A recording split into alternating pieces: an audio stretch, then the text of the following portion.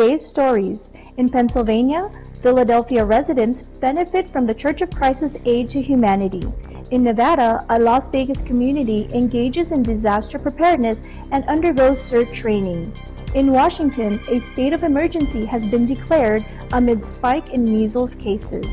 In Canada, changes in tuition fee regulations aim to lower the cost of college education in Ontario.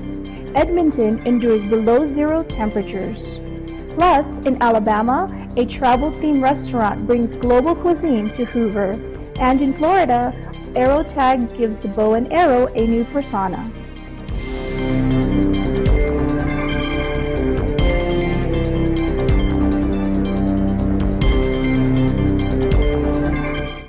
Hello everyone, I'm Lonnie Valdicantos, bringing you the stories from around the globe. And this is Eagle News, Washington, D.C. Weekend Edition.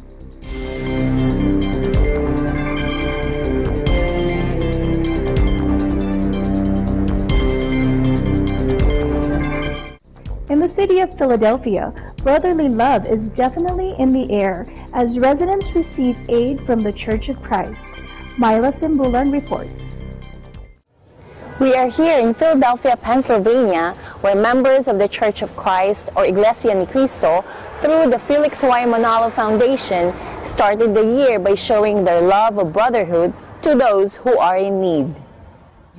We chose Philadelphia specifically because of the alarming poverty rate. We had a poverty rate of 26%. And we can see around this community, many people are hurting. So as members of the Church of Christ, we hold on to our Christian values, that we should continue to love our fellow men and our neighbors. And to see so many people only shows one thing, that people are still in need, especially in these times. This is the second time the Iglesia ni Cristo, or Church of Christ group, organized an outreach like this in the city of Philadelphia. The first time was in October of 2018. Neighbors in the area are mostly in attendance, but some traveled as far as New Jersey. The event started with a study of the Words of God led by the supervising minister, Brother Matthew Capistrano, followed by a socialization where guests were able to mingle with the organizers and church members. They were also provided gently used coats and jackets and goodie bags that will hopefully help them with the harsh winter weather in the East Coast. What was done here was an aid to humanity, where we were giving out personal care products and also clothing and food as well. And the way it was organized was that all the brethren got together and got their gently used clothing, and also the brethren also cooked the food, and it's been a big success. A lot of visitors came, and we're very excited about it. I think it was very nice, and there was a lot of useful things, and the service was good. And then to have the community come in and be able to pick out coats, clothes, and food, and it's really, really nice. There were so many people that really can't eat, especially with all the stuff going on in the world, and the coats. I see a lot of people grabbing the coats and the clothes. What a great way to start the year, helping those who are in need. From Philadelphia, Pennsylvania, this is Myla Simbulan, 1 with 25. Thanks, Myla. A Las Vegas community acknowledges the importance of being prepared during emergency situations. This group of eager individuals undergoes CERT training to better equip themselves with knowledge and skills in order to look after their neighbors when disaster strikes. Take a look. Community Emergency Response Team, also known as CERT, educates volunteers on disaster preparedness. We're here at the Las Vegas Church of Christ compound, where a training is being conducted today to the members of the community. Look at all that flood, and the arms and all stuff. It's just natural. We're going to... The CERT program consists of class instruction, complete with videos and hands-on exercises. The volunteers are required to complete the 16-hour training program and pass an exam in order to be certified. They learn basic disaster response skills such as fire suppression, light search and rescue, team organization, and offer first aid for minor conditions.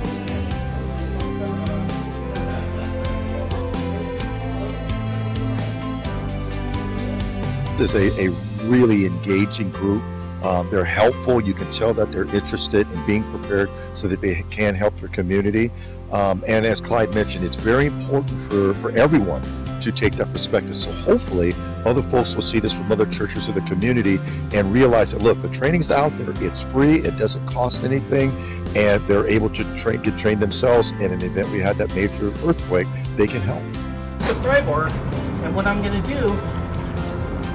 As mentioned by Leary, although we've been fortunate in Nevada for not having had any major natural disasters, the volunteers agree that what they've learned here gives them the confidence to be able to help their family and neighbors in case of any disastrous event.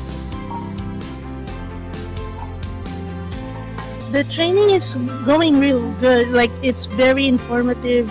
Now we know what to do, like if something happens, there's a disaster that hits, or even just the first aid that we need to do. My main goal is to finish the program so I can be actually a really qualified person, so I can provide best service for the community, for the brothers, for the church, and like I said, just to keep everybody safe. That's my goal, because I love to help people, and what best to do inside the Church of Christ. Tell everybody to take this class because it's something you can use, and you never know when a disaster is going to strike, or you never know where. So whether you're here or you're in the Philippines or you're on vacation, like when the tsunami hit in Indonesia, you don't know. And so with a little bit of training, you'll be able to help people instead of just being like the victim and not knowing what to do. For Eagle News, I'm Lonnie Valdicanjos, and I'm 1 with 25. Coming up, in Washington, a state of emergency has been declared amid spike in measles cases. In Canada, changes in tuition fee regulations aim to lower the cost of college education in Ontario. Eagle News Washington, D.C. Weekend Edition will be right back.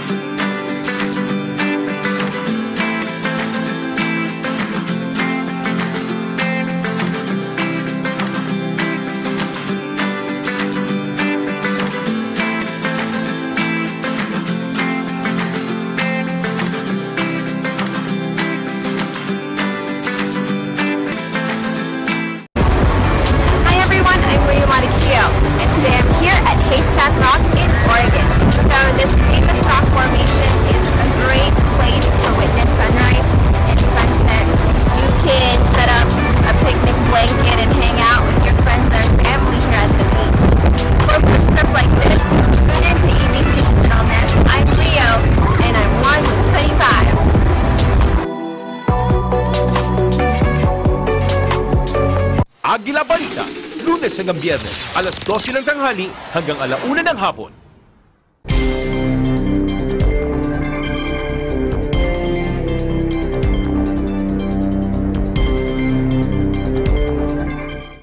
Welcome back. You are watching Eagle News Washington, D.C. Weekend Edition. A measles outbreak has beleaguered the Evergreen State these past weeks. The lack of vaccination is blamed for the spike of measles cases. Frendo Fajarin with the details. A few weeks ago, Washington State Governor Jay Inslee declared a state of emergency due to the measles outbreak. Now, the Washington State Health Department reports that this highly contagious disease continues to spread and urges people to receive vaccinations.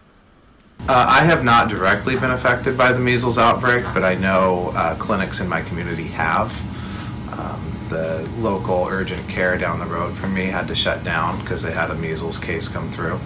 Well, there's really two key benefits to vaccination. The first is that you become vaccinated, and that helps prevent the disease. It helps keep you from getting the disease, and if you do end up getting measles, regardless of vaccination status, it usually minimizes the symptoms. The second is the herd vaccination. You know, if you're not vaccinated or unable to get vaccinated, but everyone around you is, that offers some protection that you may not be exposed to the measles. Vaccination is that you protect yourself from different diseases, but also that there are people who are too young or too frail to get vaccination, and by being vaccinated you protect them as well, because then you don't become a carrier. I think a lot of the fear comes from different parents do a lot of research on their own. Don't just listen to hearsay or just making decisions based out of fear of the unknown. Find out, get educated, get the knowledge, and then you'll feel more comfortable about this decision. As of this report, the number of confirmed cases is 50, nearly double the number from when Governor Int'l initially declared a state of emergency. 49 of the 50 cases come from Clark County. According to Clark County Public Health, out of those cases, 34 of those infected were ages 1 to 10 years old, and 13 cases were from ages 11 to 18. Health officials have warned that people infected with the disease had visited schools, churches, a dentist's office, a Costco store, an IKEA store, and the Portland airport. Governor Int'l tweeted, "Measles is a highly contagious disease that can be fatal in small children. Almost everyone who is not immune will get measles if they are exposed to the virus." Officials urge people to take precautions to help stop the spread of the disease. Measles can cause pneumonia, diarrhea, and even vision loss. It could even be fatal. Reporting to you from Washington State, I'm Frendel Faherin. I am 1 with 25. Thank you, Frendel. The cost of college education does not come cheap. A great number of students amass student loans just to make it through. To address this problem, the Ontario government is taking steps to lower college tuition fees in the province. Patricia Cadet has more. Education is an investment, and post-secondary education in Ontario is indeed an expensive one. According to the Ministry of Training, Colleges and Universities, post-secondary students in Ontario currently pay the highest tuition fee rates in Canada. University tuition fees on average cost $9,000 a year, and college tuition fees cost about $3,400 annually. Because of this, the Ontario government is making significant changes this year to its student loan program, OSAP, or the Ontario Student Assistance Program, to help lower tuition fees. According to the ministry's website, tuition rates will now be lowered by 10% for all students at every publicly funded college and university in Ontario.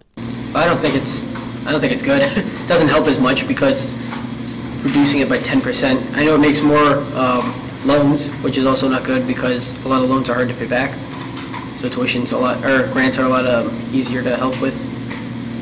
In addition, students will also now get a choice to opt out of other non-tuition student fees such as student handbooks, non-student related organizations, or student club fees, thereby further reducing several $100s from their annual expenses. I have dental covered already without the school. I don't participate in many clubs, so a lot of those fees I don't need to be paying. Like, I'm not going to use them. The 6-month grace period on loans after graduating will now be charged interest. All these and other changes have been outlined and presented by the Ministry of Training, Colleges and Universities. They're actually so stressed about it after hearing this stuff, when the interest is charged at once, and they don't know, they won't be getting the job for sure because they're doing a 2-year program and some sort of programs that's so demanding, and they can't get the job right away. So they will have to do their odd jobs, like what they do right now part-time, and they will not be able to continue their higher education too. So I think that they're going to have a hard time. These changes are not getting a full approval, especially from the students. The Canadian Federation of Students Ontario organized a rally calling for Premier Doug Ford to not follow through these changes. Losing the 6-month interest-free grace period, less financial assistance, and even lesser student groups and clubs budgets have caused major concerns for post-secondary students. We all have a life to live, and we also don't want to just think about the loans we have to pay when we get out of an education. We kind of want to relax and breathe, considering that schools are already mentally draining, and going day to day to finish these courses and just finish school and get out there, it's kind of scary to think that I'm going to have to pay right away, and with what funds, right? Marilee Fullerton, Minister of Training, Colleges and Universities, in her interview with Metro Morning, affirms that the current Ontario government maintains communication with students and academic institutions to find a positive way forward for everyone. Reporting for Eagle News, Patricia Kadai, I am 1 with 25. Thank you, Patricia. Coming up, Edmonton endures below zero temperatures. Plus, in Alabama, a travel-themed restaurant brings global cuisine to Hoover. And in Florida, AeroTag gives the bow and arrow a new persona. Eagle News Washington, D.C. Weekend Edition will return shortly.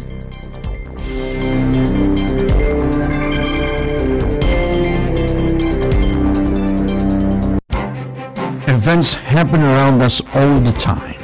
In our community, in our country, around the world. Events that affect people, move communities, or simply inspire us. Interesting events that people need to know.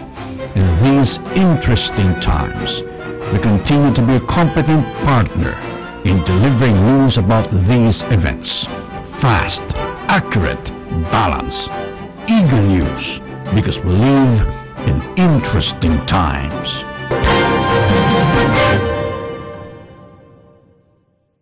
ASEAN in Focus, Monday to Friday, 2 to 2:30 p.m.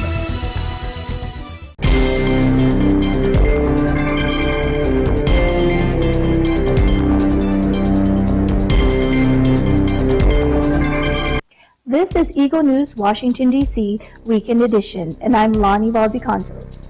Below freezing temperatures prompt people to stay indoors, bundle up, and stay warm.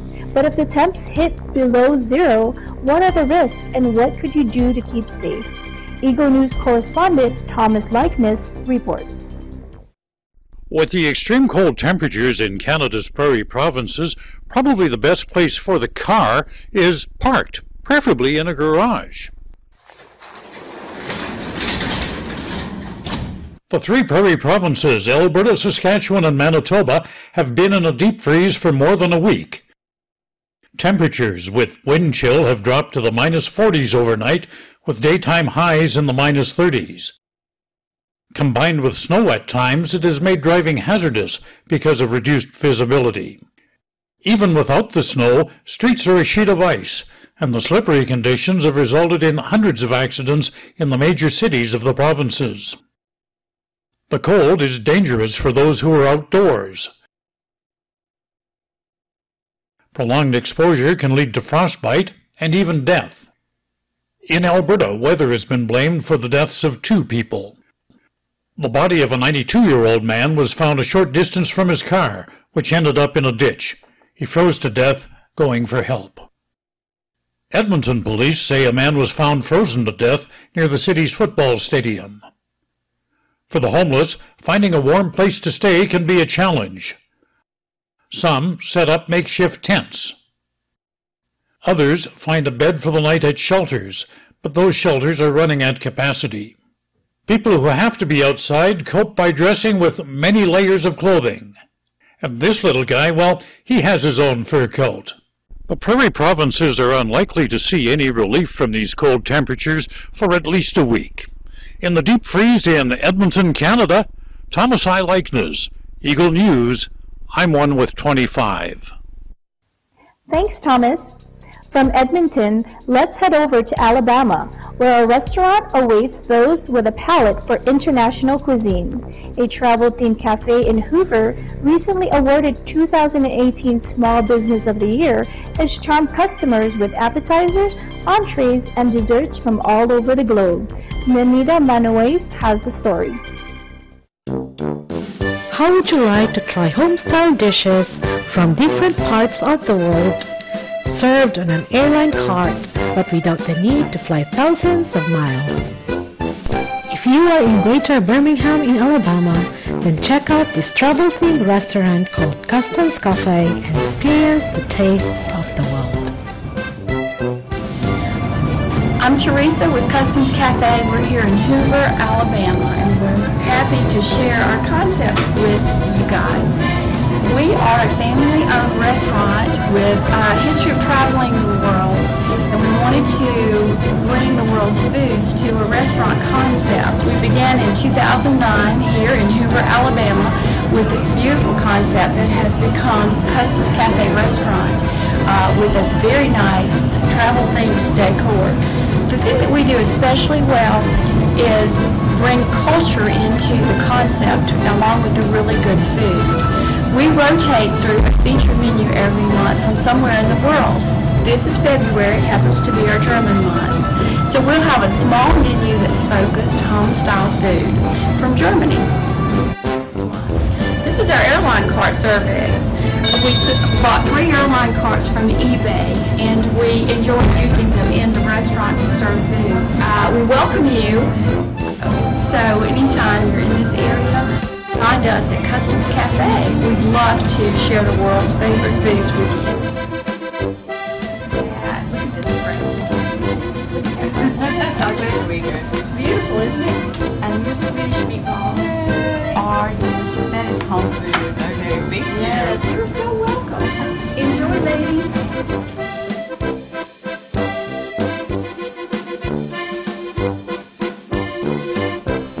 Reporting from Birmingham, Alabama, this is Nanita Manawis, your EBC correspondent. 1 with 25. Thanks, Nanita. It's good to know you don't need a passport to enjoy what you have there. After that scrumptious meal, let's burn some calories all the way in Florida.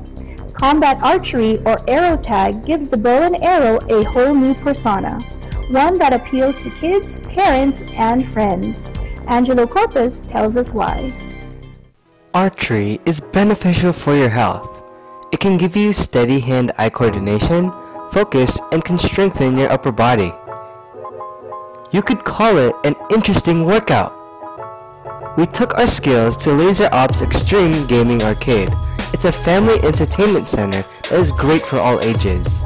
Okay, so Laser Ops, a 25,000 square foot gaming arcade. It was first adapted to have just a laser tag center, 8,000 square foot laser tag center, and then we converted the back area here to a sports court and birthday party rooms and a full-size restaurant. And so now we're 25,000 square feet of arcade, tactical laser tag, archery tag, and bazooka ball. Both in the past and in the present, archery was used in different ways. In the past, archery was a skill that was used for military purposes and hunting, but now it has evolved into a sport. So I brought the EBC crew with me to battle. This is archery tag. Yeah, archery tag actually was created by someone, and it's a 5-on-5 competitive game actually. And the gentleman who created the game actually named it archery tag. He created the bows and arrows. He created the entire thing. He created a competitive game so that it can be done for competitive purposes. What made this place interesting was gaming evolution. Archery tag was a unique experience because it allowed us to tap back into a primal state, but have fun at the same time. Don't worry, the tips of the arrows were replaced with foam. However, the reload time and aiming required a lot more focus. Here's the thing about archery. If you talk to people, they love something about archery. People love to shoot bows and arrows. You might have done it in a camp when you were a kid. You might have never done it, but it's always sort of a magical thing. You know, you're like, oh man, bows and arrows. I don't know what it is about it, but it sort of takes on its own persona. When you get out there on the court, it's exciting, it's exhilarating, you get fired up about it, and it's challenging, you know? Laser Ops also offered state-of-the-art laser tag, virtual reality gaming, and bazooka ball. By the way, we took a detour through the awesome virtual reality game, the Hologate. I gotta tell you, it felt real.